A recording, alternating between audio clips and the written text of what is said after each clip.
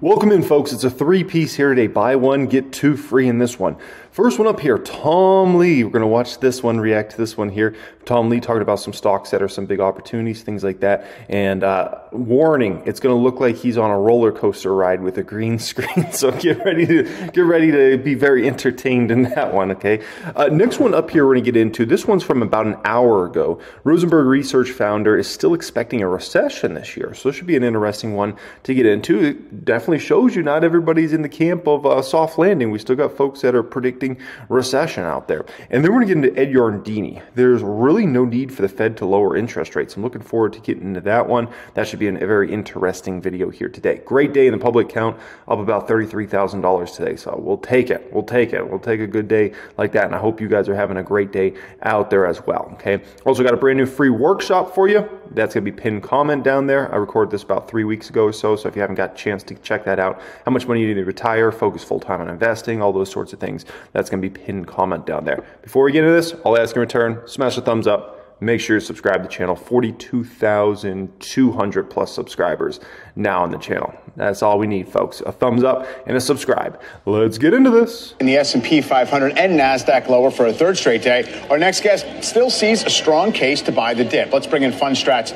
Tom Lee. Tom, it's good to catch up with you here. Obviously, He's on a roller coaster it's a bull ride. market. Buying the dips generally tends to make sense. It's certainly been rewarded in the last several months. But it's almost like we haven't hardly had much of a dip to speak of. You know, you had these little wobbles lower, another wobble right now. Are you confident that they're going to stay so shallow? That's a great question, Michael. I think one of the reasons these dips have been shallow is that measures of investor leverage, whether it's margin debt, which is still below July 2023 levels, or cash on the sidelines, which hit a record $6.1 trillion last week, or this past week, shows you that investors are still uncomfortably underinvested, and therefore these dips are opportunities to add. I've been traveling in Latin America for the past week, meeting with a lot of pension funds, and we're getting the sense that these investors are waiting for a dip. So as soon as you get some sort of wobble like today, I think these are quickly met by buying. Yeah, I mean, it's certainly been the case, although how do you, I guess, jive that? So yeah, we have a ridiculous amount of cash on the sideline right now. And, you know, how should you view that, right? You know, all-time record, by far and away a record amount of money just chilling over there, earning really nice interest right now. How should you view that as an investor? Okay, two things. First, realize that most of that money, the far majority of that money, is going to stay over there. Okay, that's not going to come into the market. It's not like 6.1. We're probably growing to 6.2, 6.3 trillion dollars. Probably going to, who knows where we go? Maybe we go to 7 trillion plus, right? Keep in mind, all that money's not going to end up back in the stock market. There will be a portion that if you get a big enough dip in the market, you'll get a portion over.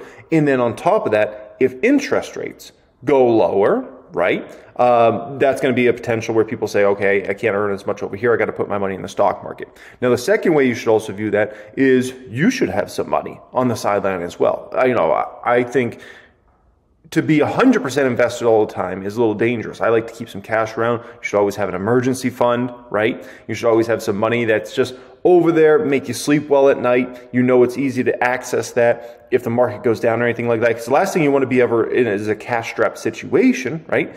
Where all of a sudden, let's say the market tanks and then you need cash for something, you got to sell your stocks at a bad price, right?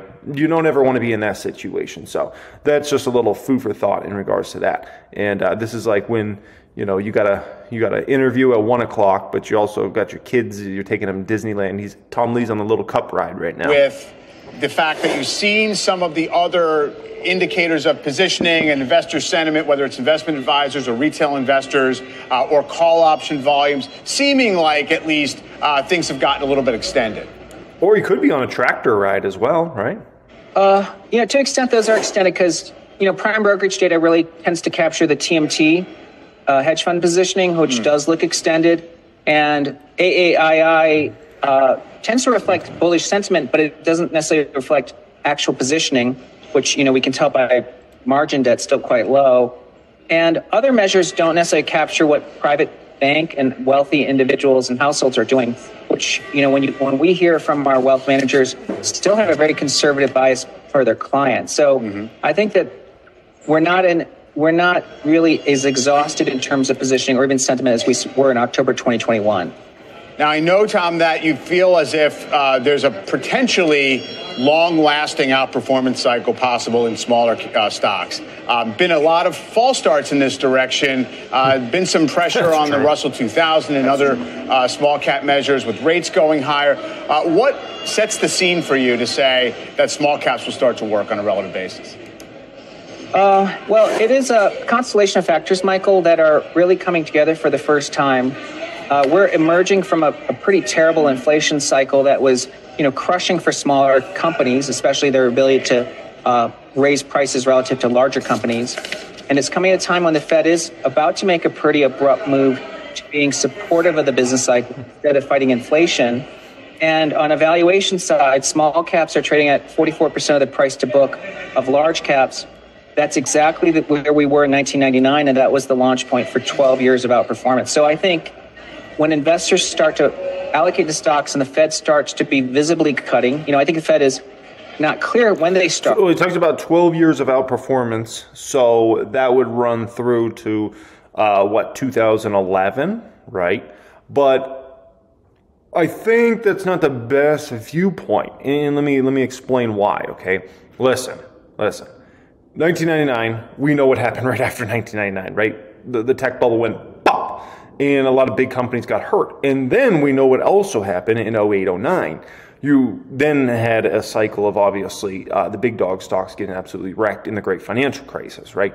And small caps did too. But then small caps started to roll out of that. So I don't look at that as the best kind of gauge, unless you're expecting two major downfalls for the market in a matter of the next 12-year span or something like that, okay? So that's just a little food for thought in regards to that. There's ways out the Russell can outperform the market without having to go through a great financial crisis and then a tech bubble crash, because that was a whole situation there. So that's the only thing I would push back on a little bit in regards to that. But when they start, I think it's going to be a big tailwind for small caps.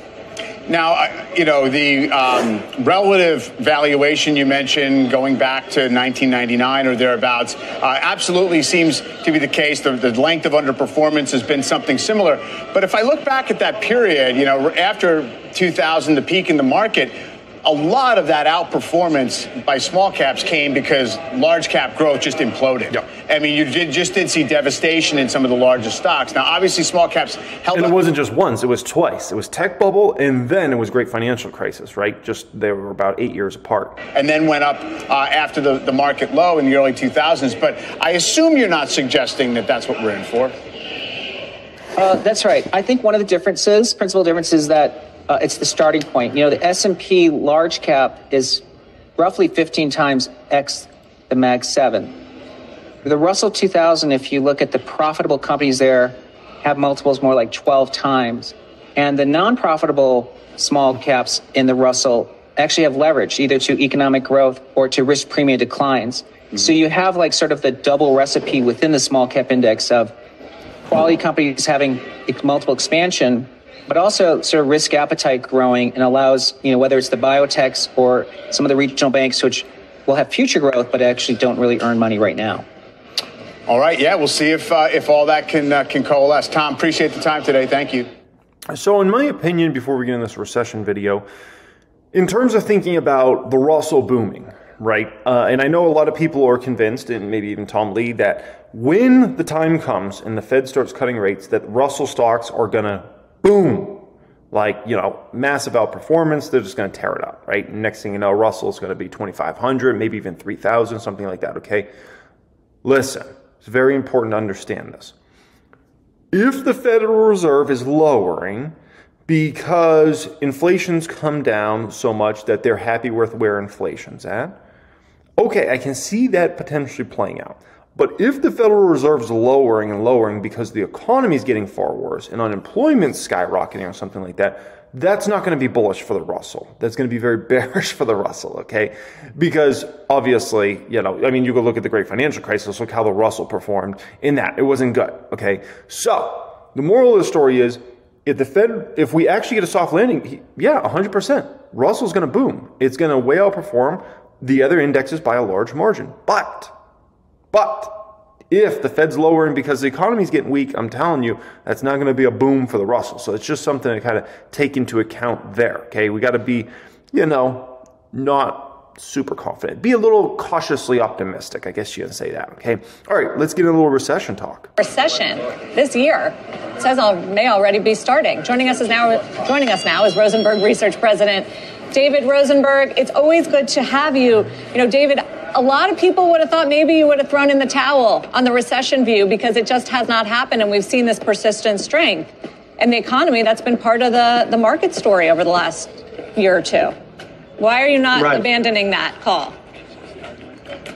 Well, because of the memories of 2007 when I was told the same thing and everybody was throwing in the recession towel, except for, I think, me and Dick Berner over at Morgan Stanley at the time. So I was quite content in holding my ground in 07, and I think that I'm going to be in good stead this time around, too. I just want to make the point. I mean, I got to push back against that. The thing is, holding ground, it's wrong. You're going to be wrong. Okay, year after year. Oh, 22, there's going to be a recession. 23, there's going to be a recession. 24, there's going to be a recession. Oh, 25, eventually you're going to be right. Recessions happen, right? Eventually you're going to be right. And so, it's just like the old saying, what is it? Even a broken clock is right twice a day, right? That's a famous saying. So you're wrong. You know what I mean? If you said recession 22, you said recession 23, you're wrong. And then you say recession 24, and let's say it doesn't happen again, and then you still stay with that call, recession 25, you were wrong way more than you were right. Let's just count the scoreboard up. That, everybody seems to think that the economy is doing great. And I just heard Mike Santoli say that we have a pretty good economy in our hands because everybody is reliving last year's fourth quarter. But, we got some data last week, and with the big downward revisions that we've seen with almost all the economic data over the course of the past couple of months, we have real retail sales so far in the first quarter. There's 1 month left to go. Real retail sales, that's volumes, are running at negative 1.8% annualized in Q1. Industrial production is running at minus 5.6%. You have real sales and production contracting at the same time. And historically, when that's happening, unless it's an aberration, you have a 4 times greater chance of being in a recession than in an expansion. So it's just a matter of time before, if the data flow continues the way it has the past couple of months, I think the recession narrative is going to come back, in a fuller view, shall we say. We're definitely watching retail sales on the weakness and even industrial production. But David, both of those data points aren't reflecting where the strength in the economy has been, which is in the services sector. And that's what's been hot on the inflation side. And that's what's been surprising, I think, on the growth side as well. Well, that's 100% true that the services side, you had the reopening of the economy, then bumping against, all. I was at the Wynn last night. Let me tell you what I saw at the Wynn, okay?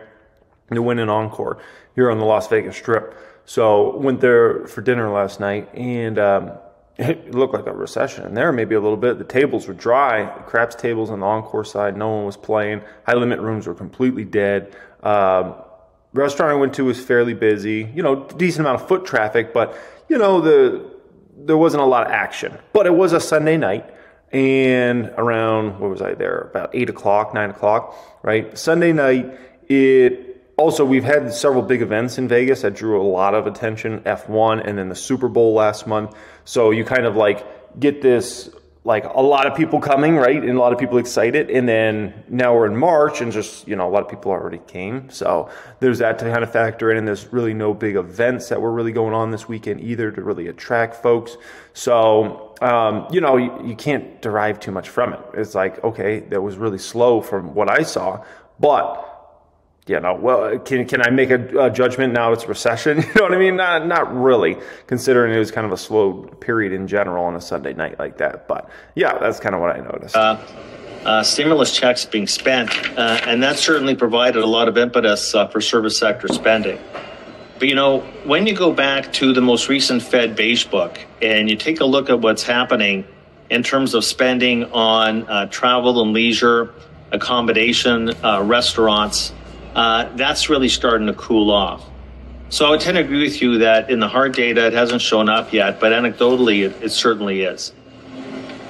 So where do you see recession? I mean, besides in the manufacturing sector and in some of the spending data, where and when do you actually see recession taking shape? I know you always say unemployment is a lagging indicator, but we're still below 4%, and the jobless claims are not lagging, and every week they continue to point to strength. So as people have jobs and they get wages, how does that add up to recession? Well, there's a huge dichotomy, Sarah, in almost all the data, and that includes the claims numbers. So the spot claim numbers have remained exceptionally low, and what it's telling you is that companies are not firing people. However, look at the backlog of continuing claims. They've continued to rise, and what that's telling you is that it's getting tougher and tougher for the backlog of unemployed to find a new job. And keep in mind something else, that we have a bull market in the part-time economy. So when you go to the household survey, you're going to see that all the jobs and then some that have been created in the past year have been in part-time work. So if you're trying to answer the question, why have claims remained so low? Well, if you're a part-time employee and let's say you do get laid off, you're not really eligible for unemployment insurance. So there might be just some sort of, downward skew happening from that development. But I'm still scratching my head that we would have a narrative, because, of course, people think the stock market and the economy are one and the same. And the stock market, it's not been an earnings story. The forward multiple has gone from 18 a year ago to 21 right now. 3 points of multiple expansion in a year is a 1 in 10 event. But how can we be...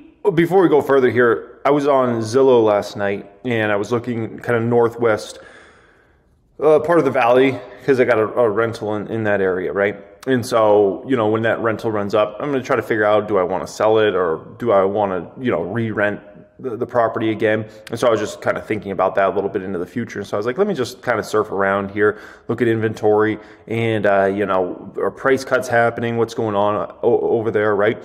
Woo, man, let me just tell you, a lot of inventory piling up over there in kind of the northwest Phoenix, just part of the valley in general, right? And I also noticed a lot of price cuts starting to happen. And so that's very good news for inflation data, very bad news for the real estate market in general. The real estate market continues to be in a horrible place. I mean, an absolutely horrible place outside of home building, right? Home building is still really good. And that's because people, that's because the home builders are doing all these different types of incentives, especially in relation to buying down rates and those sorts of things, right? But I'm looking and I'm like, dang, there's a lot of inventory out there. Like, I was on Zillow, I was like, oh my gosh. And I'm talking about all different types of price points, high 300s all the way to, 2 million plus. And I'm like, geez, there's a lot of inventory, and a lot of inventory kind of in that 400 to 600 range in the northwest part of the valley. So, I don't know. We'll see. But all I know is, looking at the inventory that was kind of out there, I was thinking, I'm probably not going to sell that property. I'm probably going to just keep renting it out, because I was looking and I'm like, man, there's a lot for sale out there. And it's just this very competitive, I would call it that. And yeah. Talking about a buoyant labor market when there has not been one net new full-time job created in the United States over the 12 months to February. How do you square that circle to a narrative that we really have a robust labor market on our hands? I know that's the narrative, but I almost feel like I'm Christopher Columbus in 1492, standing in front of Isabella and Ferdinand, trying to tell them, no, the world isn't flat. So I know that, I don't know, we keep on reliving last year's GDP growth. 2/3 of that 3% growth came from the fact that the fiscal deficit, in the context of a sub 4% unemployment rate, the fiscal deficit should have come down last year. It expanded 25%. Yeah. But that's not recurring this year. We're running fiscal policy on a set of continuing resolutions. There's no fiscal stimulus this year, so that comes out. Okay, so a couple things here. One, we'll talk in just a moment about what you can do with your portfolio if you are really concerned about recession hitting at some point this year, right? back half of the year, or now if we're, he says we're in a recession, those sorts of things, right? But first, two things to give you comfort about the whole recession talk and, stock market crash, those sorts of things. Still a lot of job openings. A lot of job openings. Now, he was mentioned about continuing claims. Listen, continuing claims, that could be people legit, like having trouble finding work. It can also be people, and you might have known some of these people in your lifetime, that they're not really looking for that work. They want that unemployment as long as they can possibly get, and maybe when that runs out, then they'll get a job, okay? We all have known people like that before. And so, just something to factor in there. Absolutely, okay? Some people will take advantage of that unemployment as long as they possibly can. And then when it's finally at the end, then they'll say, okay, let me go try to find a job now at this point in time. So just a little food for thought in regards to that. So don't get too excited over that number. And then obviously we spoke about the $6 trillion plus on the sidelines. That should give you at least a little comfort, right? But that doesn't mean that, you still can't get recession, those sorts of things. Those are just a little comfort. Now, what can you do for your portfolio? Couple things. One, keep some cash around. We spoke about that earlier, right? Keep some cash around. Second, this is more for sophisticated investors, but hedge up a little bit. I like to have my portfolios 1 to 3% hedged. 1 to 3%. 3% if I'm really, really fearful, 1% if I'm not as fearful, right? So somewhere in that 1 to 3% hedge can do you well if the doomsday comes, if the recession comes, all those sorts of things. Okay, so a little food for thought in regards to that. There's options out there, right? The easier one's cash. Cash, savings account that's yielding you 4 or 5%, or treasuries that can yield you 5% or so. That's the easier one. More sophisticated, then we're talking hedging, right? Ed, about whether we do There's get a lot of ways this year. to hedge. A lot of ways. You were on, I think, about 2 weeks ago, and I think at that point, you weren't completely sure either about how many or when to come. We've seen a couple of inflation data points since then. What's your latest on that? We see something in June or July, or June or July? Yeah, Joe, I've been in the fewer and later camp on the federal funds rate cutting. I never really understood at the beginning of the year why the market seemed to be thinking 5, 6, 7 cuts. I was thinking that we should just stick with what Fed officials were talking about, which was 2 to 3.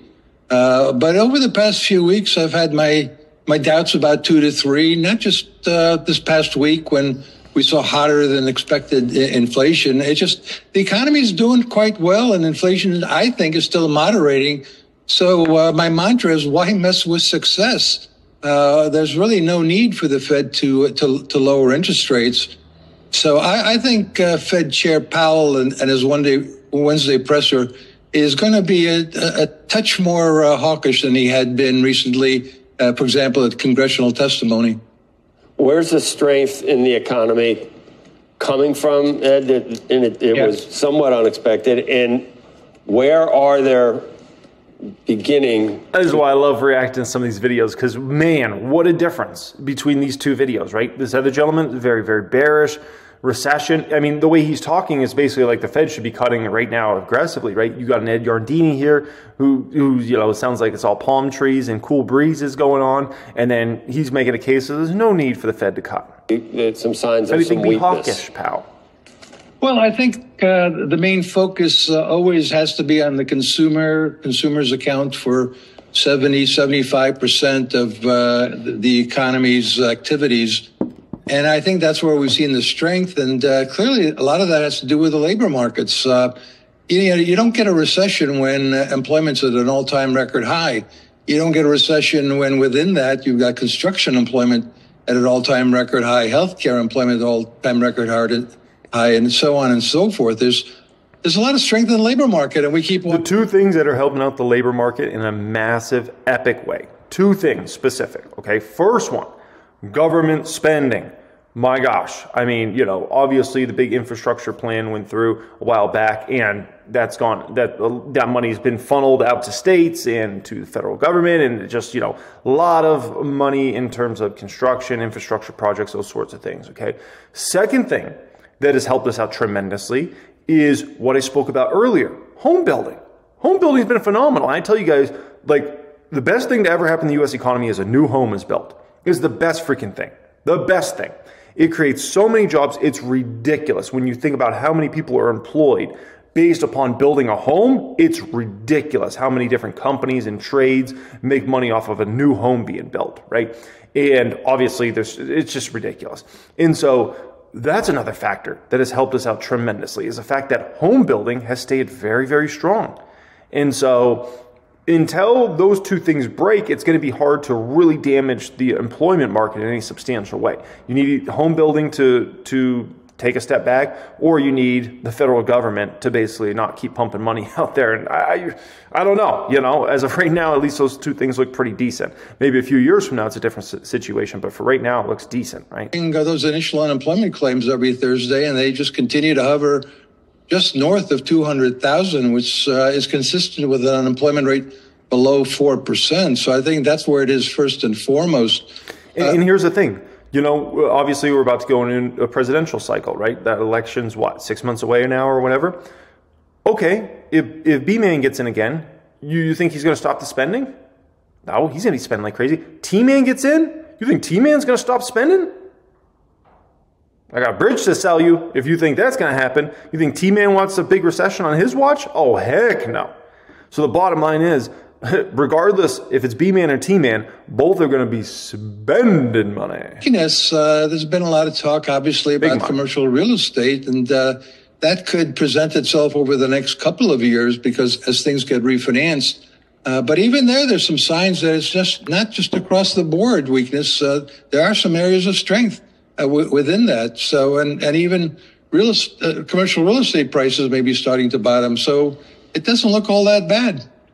Is any of this residual stimulus or fiscal spending or the Fed's balance sheet, any of the things that we've talked about in the past? Ever since Congress flipped, there hasn't been any new legislation. Has there been anything? We barely can keep the government open. But is this CHIPS Act, Inflation Reduction Act, infrastructure? Is any of that playing into this?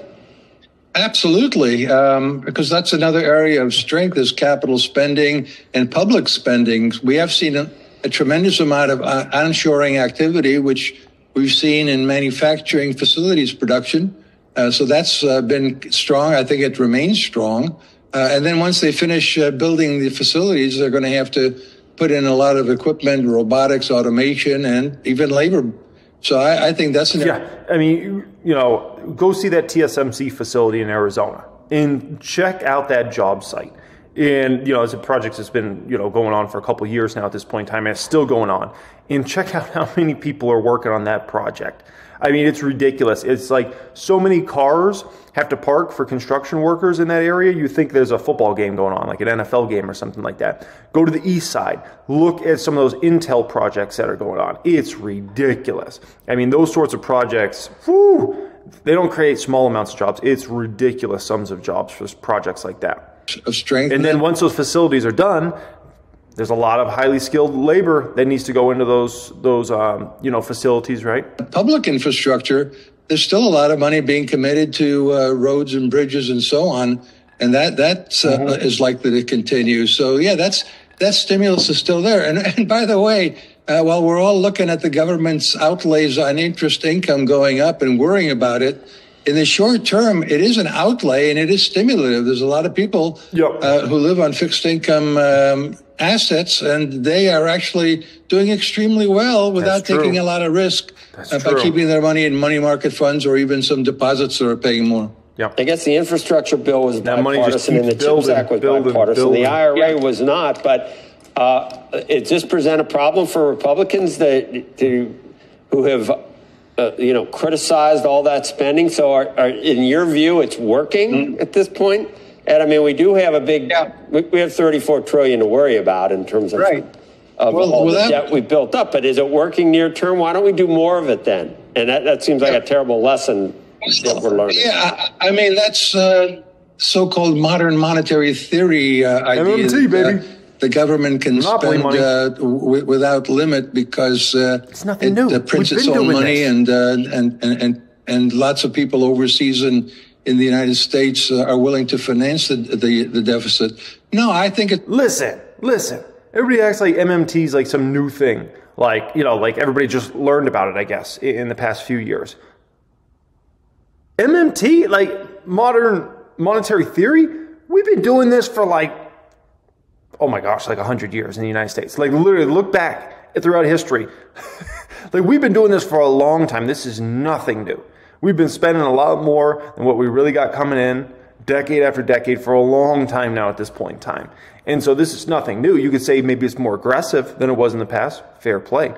But we've been doing this for a long time, all the way back to WW2. We've been doing this, actually, probably WW1, thinking about it now at this point in time, right? So this is nothing new to us. We've been doing this. I think it's just everybody finally learned about what MMT was, I guess. Dangerous road to go down. I think we've gone... Or maybe politicians in the past did a better job of selling it to the public without people really, like, Googling the data. Maybe that helped. Like, people can actually see the data nowadays and be like, wait a minute, we're running deficits? Wait a minute, look at all this debt? Wait, we're buying stuff, we're creating jobs that really we can't pay for? Oh, what? Quite a bit in that regard. The main problem clearly is at some point the bond market might very well care about all the supply of securities. It gave us a hint of that. Remember, Joe, last summer, August, September, October, we saw the bond yields soar from 4.25% to 5%. So, you know, my friends, the bond vigilantes seem to have gone into a little siesta mode here, but they're starting to wake up a little bit. I mean, 4.3% on the 10-year, you know, that's the risk. If we get a situation where people worry about inflation again in the bond, if they worry about it in the bond market again, and they decide that the auctions are too large, then we'll have a problem again. All with possible rate cuts coming, which doesn't make any sense. Doesn't make any sense. I mean, you know, you can't have a situation where the Fed goes from, you know, stepping on the brakes, not tapping on the brakes, but slamming on the brakes, to suddenly stepping on the accelerator, and then combine that with ongoing fiscal stimulus so that the fiscal authorities are stepping on the accelerator. That's not a healthy thing. That's why I'm not rooting for rate cuts. I think the economy is doing just fine with this level of interest rates. Leave it alone. Yeah, you got the federal government spending like crazy, right? And then you got this situation where the Fed's trying to fight it off. Whew. That's a challenge, okay? Glad I don't have Jerome Powell's job. Appreciate y'all joining me. Thanks so much for being here. As always, if you haven't got a chance to get my new free workshop, check out the pinned comment down there. It's absolutely free to access that. How much money you need to retire, focus full-time on investing, all those subjects we cover in that one here today, okay? Much love and have a great day.